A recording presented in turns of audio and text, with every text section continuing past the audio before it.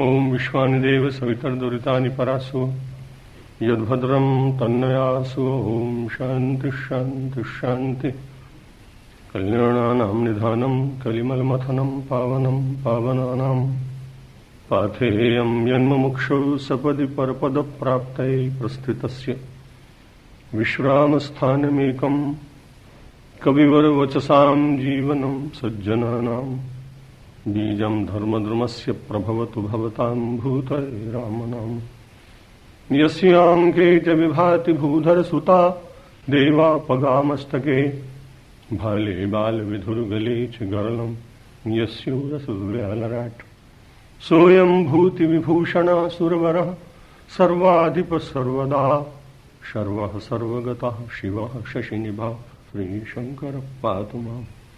मूकं करोति वाचालं पङ्गुं लङ्घयते गिरिं यत्कृपातमहं वन्दे परमानन्दमाधवम्।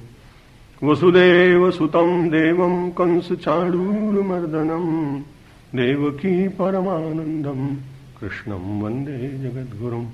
नमो ब्रह्मण्यदेवाय गो ब्राह्मणहिताय च जगद्धिताय कृष्णाय गोविन्दाय नमो नमः।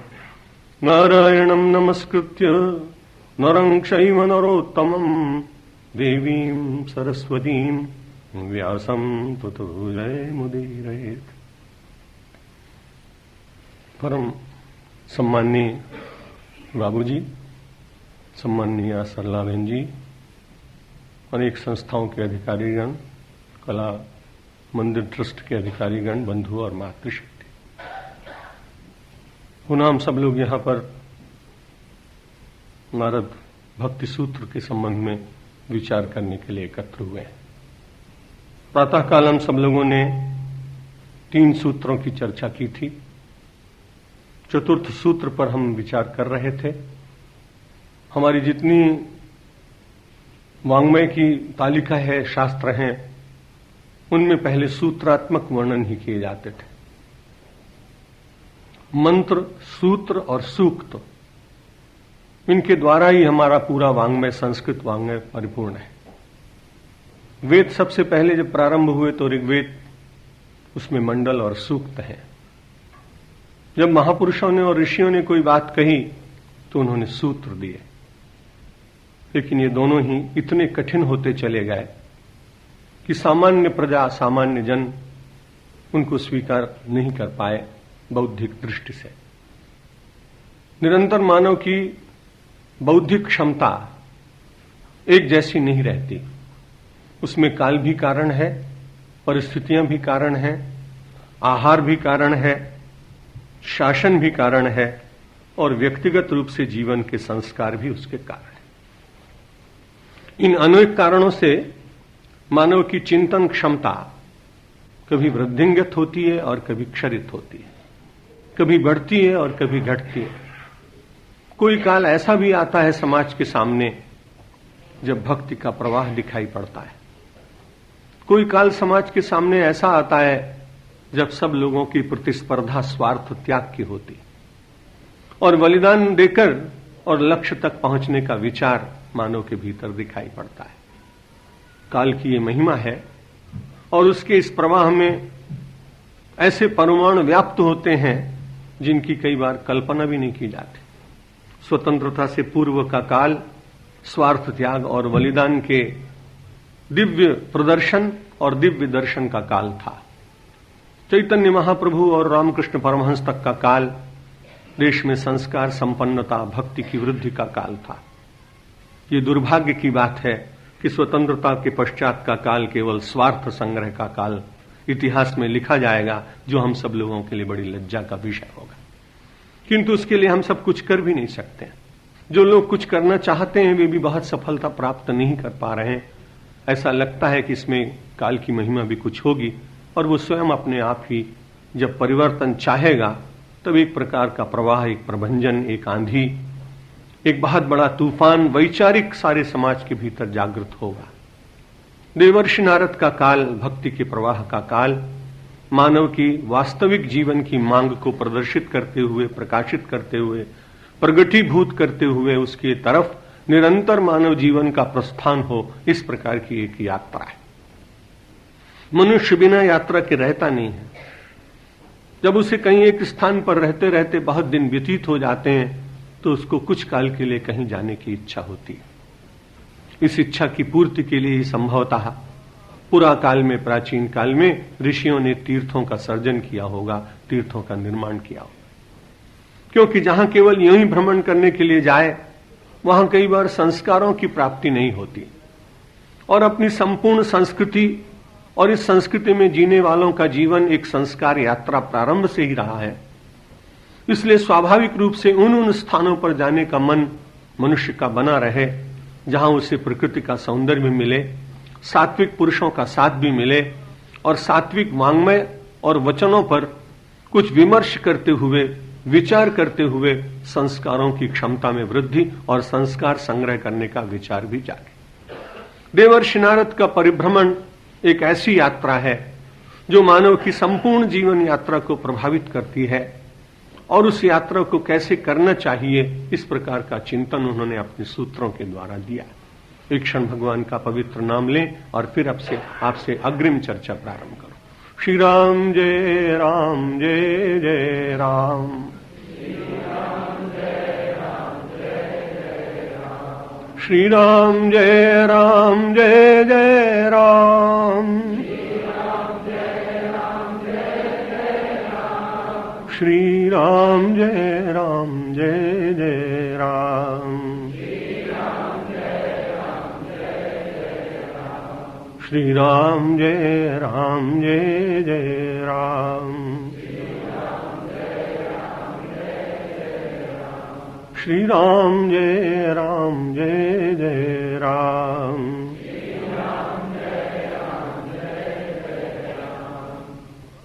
अभी थोड़ी देर पहले मैं स्वतंत्रता संग्राम सेनानी स्वर्गीय ब्रजलाल बियाणी जी की एक पुस्तक पढ़ रहा था और उसमें एक पहला जो वाक्य पढ़ा, शायद उसका नाम आनंद कानन है, तो उसको पढ़ते समय जो पहली पंक्ति लगी वो बहुत अच्छी लगी। उसमें लिखा है कि स्वतंत्रता जीवन है और जीवन, स्वतंत्र जीवन एक भार है। अब लोग उसको सोचेंगे भार का मतलब कोई बोझा, लेकिन भार का मतलब कि स्वतंत्र जीवन, भार का मतलब उत्तरदायित्व पूर्ण, उत्तरदायित्व का बोध कराने वाला है। उस छोटी सी पंक्ति के भीतर मुझे बड़ी प्रेरणा यूं मिली कि स्वतंत्रता यदि जीवन है तो भक्ति भी व्यक्ति को स्वतंत्रता का बोध कराती। आर्थिक स्वतंत्रता, सामाजिक स्वतंत्रता, व्यक्तिगत स्वतंत्रता, इन सब की अपेक्षा भक्ति के द्वारा जो स्वातंत्र प्राप्त होता है वो उससे भी अधिक श्रेष्ठ है, क्यों उसमें परवशता का परित्याग होता है। दुनिया में जहां जहां भी दासता है वो किसी परवशता के कारण है। व्यक्ति जितना जितना आत्म स्वातंत्र का अभ्यासी होता है उतना ही अंतर से उसकी परवशता की वेणियां अपने आप कटती चली जाती हैं। आपने महापुरुषों के श्रीमुख से कई बार सुना होगा कि वास्तव में दुख कहां है? सर्वम परवशम दुखम, सर्वम आत्मवशम सुखम। जहां जहां व्यक्ति परवश है वहीं वहीं दुख है। अब ये परवशता किसकी कहां पर है, इसका सबका अपना अलग अलग क्षेत्र है। किसी व्यक्ति की परवशता भृत्यों के द्वारा है कि अमुक व्यक्ति यदि उपस्थित नहीं होगा तो मेरा काम कैसे चलेगा। किसी व्यक्ति की परवशता वाहन के द्वारा है कि यदि ये वाहन मेरे पास नहीं होगा तो मैं कैसे सुखी होऊंगा। किसी व्यक्ति की परवशता आभूषणों में, किसी व्यक्ति की परवशता, क्षमा कीजिए, भोजनशाला में है कि उसे यदि वो वस्तु नहीं मिलेगी तो उसका पूरा भोजन भले ही हो, लेकिन वो न मिलने के कारण वो अपने को उतना प्रसन्न अनुभव नहीं करेगा। इस सारी परवशता का धीरे धीरे भक्ति परिहार करती है। और गोस्वामी तुलसीदास जी महाराज ने उस स्वतंत्रता संग्राम सेनानी की जो अभिव्यक्ति है उसका बहुत पहले मानो समर्थन किया। भक्ति स्वतंत्र सकल सुख खानी और बिनु सत्संग न पाऊं प्राणी। रामचरितमानस तो विश्वकोश है, आप जीवन की किसी भी समस्या का समाधान उसमें से प्राप्त कर सकते हैं। और किसी भी दर्शन के समर्थन के लिए उसमें से बोधवाक्य भी प्राप्त कर सकते हैं। वास्तव में स्वतंत्रता यदि जीवन है तो भक्ति उस स्वतंत्र जीवन का समर्थन करती है और परवशता से व्यक्ति को मुक्ति की ओर धीरे धीरे ले जाती है। पदार्थ व्यक्ति के पास रहेंगे निंदनीय नहीं, लेकिन पदार्थ के बिना जीवन न चले ये व्यक्ति की पराजय है। क्योंकि जिन वस्तुओं के प्रति उसका जीवन आधारित होता है, क्षमा कीजिए, विचार करके आप देखें कि आपके पास बहुत ही मूल्यवान स्वर्ण निर्मित कोई घड़ी हो और वो कहीं चुरा जाए या खो जाए तो आपको तो बहुत दुख होता है, होना भी चाहिए, मनुष्य है। लेकिन जो बार बार आपको दुख की वेदना होती है या दुख के क्षण आते हैं, आप उसका बहुत स्मरण करते हैं, बहुत अच्छी बात। लेकिन कभी उस घड़ी से कोई व्यक्ति पूछे कि जिसके पास आप 2 वर्ष से थीं, आपको उसकी याद आ रही है क्या? घड़ी का उत्तर तो कुछ होगा नहीं, और यदि वो उत्तर दे भी पाती तो नकारात्मक ही होता। मनुष्य की बड़ी कठिनाई, वो चैतन्य का अंश है, लेकिन चैतन्य का अंश होने के कारण जड़ के साथ इतनी एकता का अनुभव कर लेता है कि जड़ वस्तु का भी कभी उससे अपहरण हो जाए तो उसकी स्वस्थता और प्रसन्नता का भी अपहरण हो जाता है। भक्ति मानव के जीवन को ऐसी सामर्थ्य प्रदान कराती है कि जिसके द्वारा आप जड़ पदार्थों के बीच में रहें, पर चैतन्य का प्रभाव आपके ऊपर इतना अतुल हो, इतना अपरिमित हो कि जिससे आपकी चैतन्यता के ऊपर कोई जड़ता अपना आवरण न डाल पाए। भक्ति स्वतंत्र सकल सुख खानी, बिनु सत्संग न पावहि प्राणी। गोस्वामी जी महाराज कहते हैं कि स्वतंत्र, वास्तविक स्वतंत्रता तो भक्ति से मिलेगी। और ये बड़ी अच्छी बात कही। हम और आप जितने लोग हैं सुख की खोज में, और व्यक्तियों को जो कुछ भी मिलता है वो बहुत उत्खनन के द्वारा मिलता है। हीरा बड़े गहरे खानों से निकाला जाता है, स्वर्ण खान से निकाला जाता है, बॉक्साइट खान से निकाला जाता है, मिट्टी की गहराई से लाया जाता है, बाद में उसका अच्छी तरह से परिमार्जन करते हैं। जितनी श्रेष्ठ धातुएं हैं वे उत्खनन के द्वारा प्राप्त होती हैं। गोस्वामी तुलसीदास जी महाराज कहते हैं भक्ति भी एक खान ही है। दूसरा भी अर्थ कोई करते होंगे, लेकिन उसके अनेक अर्थ होते हैं। इसलिए गोस्वामी तुलसीदास जी महाराज कहते हैं कि भक्ति जैसे आपको हीरा पाना हो तो उसका उत्खनन भूमिका करेंगे तो गहरे में से कहीं कोई हीरा मिलेगा, और कभी पूरा काल में बहुत मूल्यवान कोहनूर भी वहीं से मिला था। ठीक इसी प्रकार से यदि व्यक्ति की खोज करनी है सुख की, तो भक्ति स्वतंत्र सकल सुख खानी।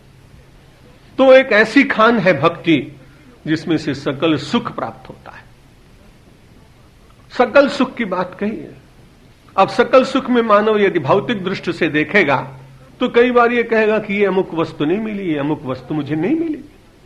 और यदि विचार करके देखें कि वस्तु के बिना भी यदि मानव के जीवन में कहीं सुख का सर्जन किया जा सकता हो तो वस्तु का महत्व अधिक है या व्यक्ति के चिंतन का महत्व अधिक? चिंतन के द्वारा भी व्यक्ति उस सुख की अनुभूति करता है। और यदि ऐसा न होता तो हिमालय की कंदराओं में पूर्व काल में तीर्थों में निवास करने वाले ऐसे अपरग्रही महापुरुषों का जो वर्णन किया गया है कि जिनके पास वस्तुएं नहीं थी लेकिन वे संपूर्ण सुख का अधिकार प्राप्त कर चुके थे, ये कैसे संभव होता? इसलिए देवर्षि नारद ने कहा यह लब्ध्वा पुमान सिद्धो भवति, जिसको प्राप्त करके मानव सिद्ध हो जाता है। सिद्ध और साधक का अंतर है। साधक निरंतर प्रयत्नशील होता है और सिद्ध हो जाने के बाद उसके प्रयत्न अपने आप ही कहीं अवसान को प्राप्त करते हैं। जैसे चलते चलते कोई व्यक्ति हिमालय की उत्तुंग शिखर पर पहुंच जाए तो शिखर पर पहुंचने के बाद उसका लक्ष्य उसे मिल गया। जिसके दर्शन करने के लिए वो जा रहा था उसके दर्शन उसको हो गए। साधना करते करते जब सिद्धि अवस्था प्राप्त होती है तो उसमें मानव को मानसिक आत्यंतिक संतोष की प्राप्ति होती है। देवर्षि नारद कहते हैं यह लब्ध्वा, जिसको प्राप्त करके। लब्ध्वा शब्द का प्रयोग महर्षि वेदव्यास ने भी एक स्थान पर किया कि जब भी आप किसी वस्तु को प्राप्त करेंगे और प्राप्त करने के बाद यदि उसकी महिमा आपकी समझ में आ गई तो आप उसका क्षरण नहीं करेंगे, उसका अपमान नहीं करेंगे, उसका सदुपयोग करने का प्रयत्न करेंगे। लब्ध्वा सुदुर्लभमिदम बहुसंभवान्ते मानुष्यमर्थदम नित्यमपि धीरा। महर्षि वेदव्यास ने कहा यह मनुष्य का शरीर भी लब्ध्वा प्राप्त होने के बाद इसके द्वारा मनुष्य को क्या करना है, तो उन्होंने कहा निश्रेयसाय, निश्रेयस के लिए प्रयत्न करना है व्यक्ति को। विषय खलु सर्वतः स्यात्, संसार की वस्तुएं प्रारब्ध के अनुसार मानव को भी मिल जाती हैं और कई बार मानव को तो नहीं, सामान्य पशु को भी मिल जाती। बड़े बड़े संपन्न परिवारों के श्वानों को आपने देखा होगा, उन्हें कितने सुविधापूर्ण ढंग से रखा जाता है। तो यदि आप विचार करें तो मनुष्य का तन लब्ध्वा, इसको प्राप्त करने के बाद मनुष्य को निरंतर यह यत्न करना चाहिए कि वो निश्रेयस और भक्ति के मार्ग पर चले। देवर्षि नारद ने कहा यह लब्धा पुमान सिद्धो भवति, जो सिद्ध होता है उसके मन में चांचल्य नहीं होता, वो बिल्कुल स्थिर हो जाता है, सारे संसार की घटनाओं का दृष्टा बनता है। वेदांत में दृष्टा शब्द आया है, आपने कई बार उसके संबंध में पूज्य महापुरुषों के श्रीमुख से श्रवण किया। जब मनुष्य के मन में दृष्टा भाव आ जाता है तब दृश्य उसे बहुत प्रभावित नहीं करते। क्षणिक प्रभाव तो व्यक्ति पर पड़ता है, लेकिन दृश्य के साथ तादात्म्य न होकर, एकाकार न होकर, वो थोड़े क्षणों के बाद अपने को दृष्टा भाव में स्थापित करता है।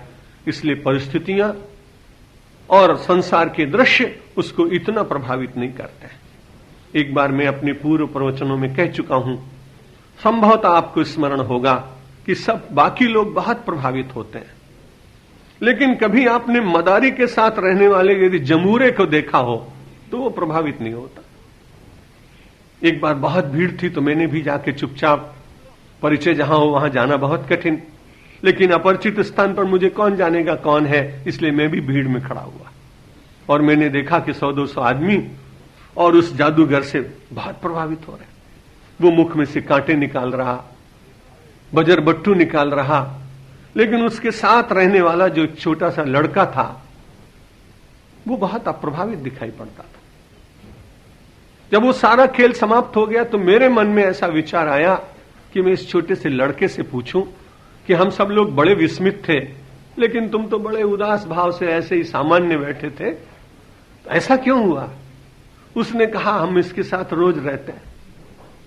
और गोस्वामी तुलसीदास जी ने उसकी बात अपनी चौपाई में कही कि नटकृत विकट कपट खगराया, कि नट सेव कहीं न व्यापई माया। नटकृत विकट कपट खगराया और नट सेव कहीं न व्यापई माया। जमूरों को वो माया व्याप्त नहीं हुई।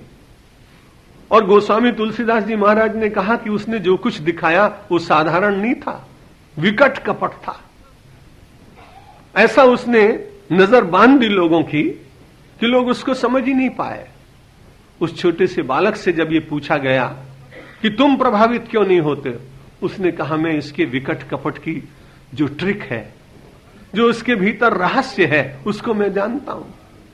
हाँ, विचार करके देखिए तो एक बार हम सब लोगों को भी परमात्मा की जो माया है विकट कपट नहीं तो और क्या है। जो सत्य है ही नहीं वो सत्य दिखाई पड़ रही।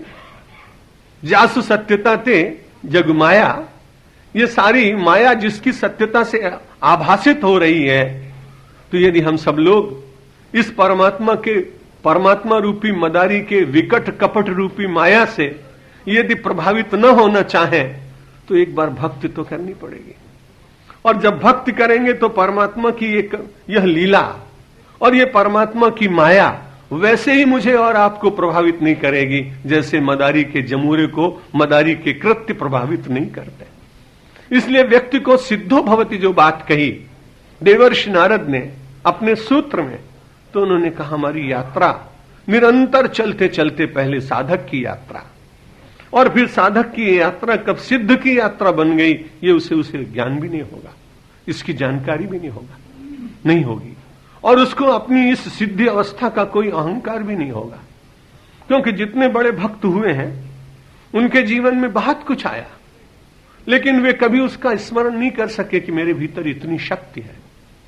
ये लब्ध्वा पुमान सिद्धो भवति, और उसके साथ में उन्होंने कहा अमृतो भवति। उसकी तीसरे भाग में कहा तृप्तो भवति, तृप्त हो जाता है। कितना भी सुंदर भोजन आप करें, लेकिन थोड़े क्षणों के बाद आप ये कहेंगे मैं तृप्त हो गया। अब वो पदार्थ कितना भी मूल्यवान क्यों ना हो, लेकिन आपके लिए बहुत मूल्य नहीं रखेगा। इसी तरह भक्ति के क्षेत्र में चलता हुआ मानव जब साधना के दिव्य अनुभवों को संग्रह करता है और उस रसानुभूति में जीता है, तो उसके बाद उसके जीवन में एक तृप्ति की अवस्था आती है, जहां संसार के पदार्थ उसको बहुत आकर्षित नहीं कर पाते। और वेदांत का दृष्टा भाव भक्ति के क्षेत्र में चलते चलते वो सारे दृश्यों का दृष्टा बनकर और उन्हें परमात्मा की लीला और परमात्मा की घटना और परमात्मा का सर्जन मानकर उनमें भी परमात्मा का ही दर्शन करने का प्रयत्न करता है। अग्रिम सूत्र में कहा यत् प्राप्य, उसको प्राप्त करने के बाद न शोचति न द्वेष्टि न किंचित वांछति। जब भगवान की भक्ति करते करते मानव उस यात्रा के क्षेत्र में आगे बढ़ता है, अभी कहा था यद लब्ध्वा, और अग्रिम सूत्र में कहा यत् प्राप्य। अब विचार करके देखें तो दोनों एक ही है।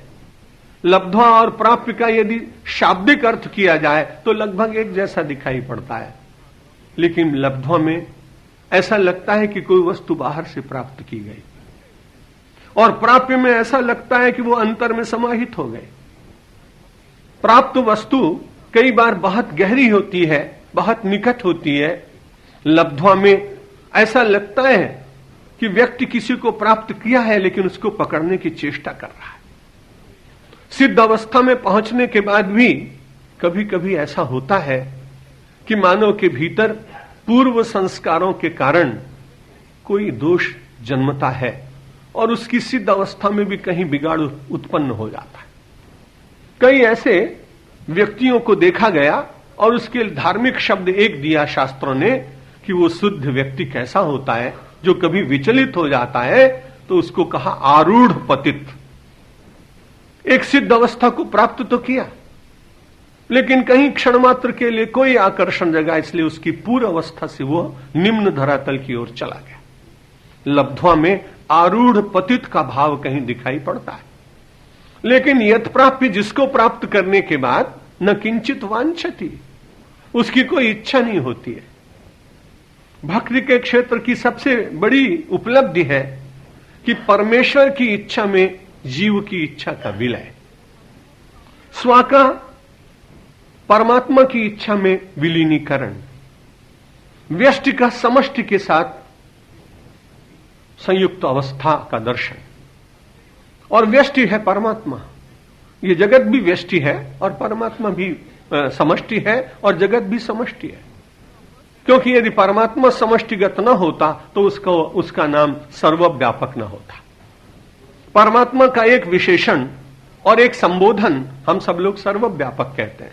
परमात्मा के दो स्वरूप हैं, एक अंतर्यामी और एक सर्वव्यापी।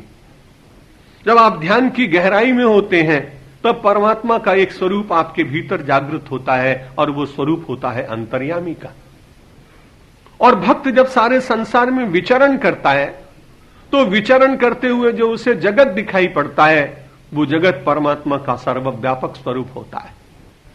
उस सर्वव्यापक स्वरूप में यदि भक्ति परिपूर्ण हुई और भक्त के क्षेत्र में व्यक्ति को कुछ सफलता मिली तो ये विश्व उसको परमात्मा का ही स्वरूप धीरे धीरे दिखने लगता है। बड़े बड़े संपन्न लोग विपन्न लोगों की सेवा करते हैं और बहुत बड़ी बड़ी सेवा करते हैं। कहीं चक्षु यज्ञ में करते हैं, कहीं विकलांगों की सेवा करते हैं, कहीं प्राकृतिक प्रकोप आ जाए तो भूकंप में सेवा करते हैं, भूचाल में सेवा करते हैं, तूफानों में सेवा करते हैं। और उस सेवा करते समय यदि उनका ये भाव बना रहता है कि इस व्यष्टि में बढ़ते बढ़ते अब समष्टि का ज्ञान हुआ और समष्टि में परमात्मा ही व्याप्त है, तो यह उनकी साधना भक्ति की साधना बन जाती। होता है तो लोक व्यवहार, दिखने में लगता है सामान्य सा वो व्यापार व्यवहार, लेकिन उसके भीतर असामान्य दृष्टि है और असामान्य शक्ति है भक्ति की, कि जब हम व्यष्टि को विलीन करके और समष्टि में परमात्मा का दर्शन करने लगते हैं तो उसके बाद अपनी इच्छा कम रहती है। धीरे धीरे यत् प्राप्य न किंचित वांछति। भक्ति के क्षेत्र में चलने वाला पथिक परमात्मा से कहता है जिसमें आपकी इच्छा हो, जैसे आप मुझे रखना चाहें वैसे आप रखें।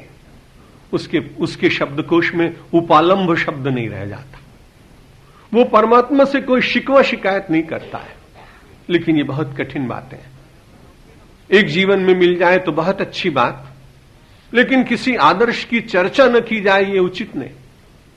आदर्श हरदम बहुत ऊंचे होते हैं और उन आदर्शों की ऊंचाई की चर्चा करने का लाभ ये होता है कि व्यक्ति को बार बार एक उत्साह मिलता है कि मुझे वहां पहुंचना है।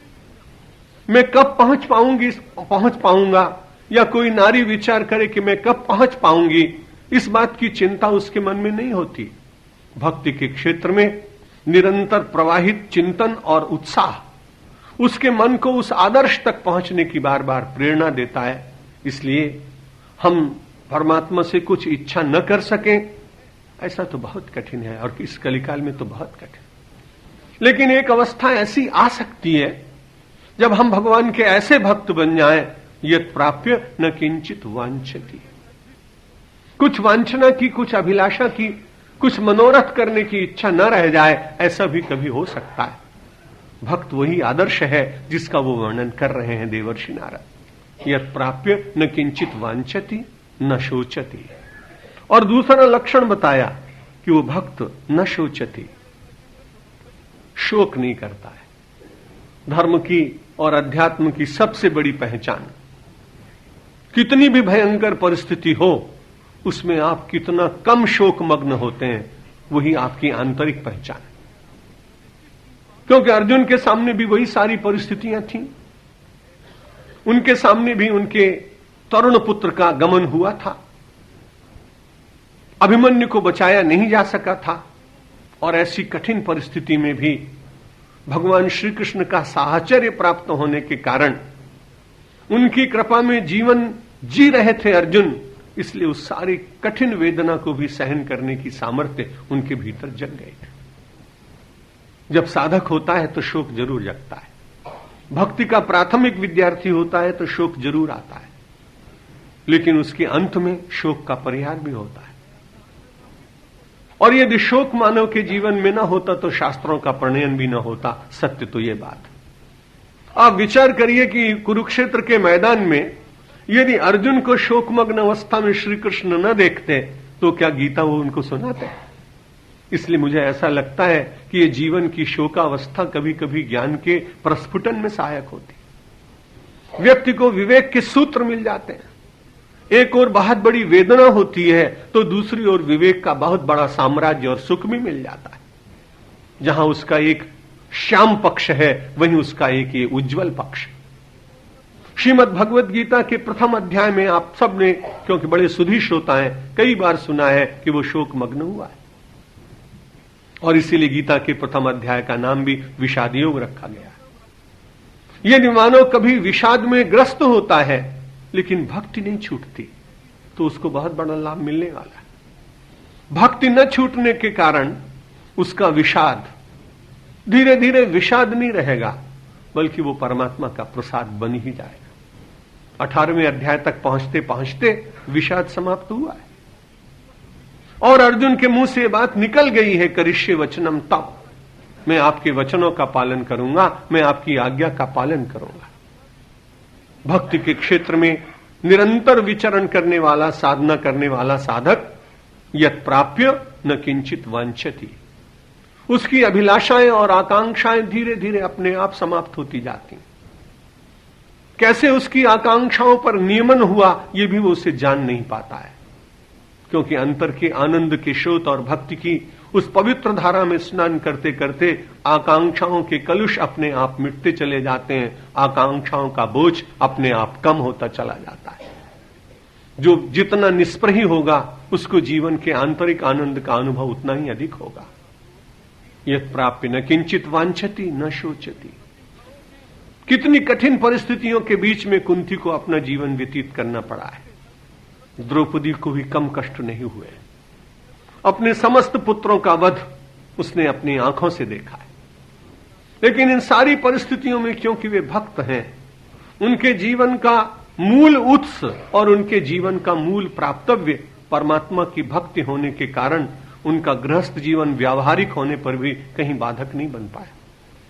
गृहस्थ जीवन भक्ति के क्षेत्र में कहीं बाधक होगा, इस प्रकार की कल्पना व्यक्ति को कभी नहीं करनी चाहिए। क्योंकि समस्याएं जितनी अधिक होती हैं, उन समस्याओं से छुटकारा पाने के लिए अपने आश्रय परमात्मा के पास जाने की इच्छा भी उतनी अधिक होती। एक विरक्त सन्यासी कोई व्यक्ति ये कहे कि मुझे शोक नहीं होता है, तो ये बहुत बड़ी बात नहीं है, क्योंकि न उसके पास व्यापार है और न उसके पास कोई परिवार है। और जिसके पास व्यापार और परिवार न हो, वो व्यक्ति ये कहे कि मैं शोकमग्न नहीं होता, तो आपके पास कोई शोकमग्न होने का कोई कारण ही नहीं, तो इसलिए आप ऐसा कर पाते हैं तो कोई बड़ी बड़ाई की बात। लेकिन यदि कोई भक्ति के क्षेत्र में चलने वाला सद्गृहस्थ इन समस्याओं के बीच में अपने आराध्य की उस परम ज्योति को निरंतर अपने हृदय में प्रज्वलित रखकर और उनकी इच्छा में अपनी इच्छाओं का क्रमशः विसर्जन करने का भाव जगाता है, तो उसका जीवन निश्चित रूप से श्रेष्ठ। कुंती के सामने बड़ी समस्याएं, पांचाली ने बहुत कष्ट सहन किए, सीता जी ने तो कितना कठिन जीवन का वो अध्याय अपने जीवन में पूर्ण किया है, जिसकी कल्पना से भी हृदय भर आता है।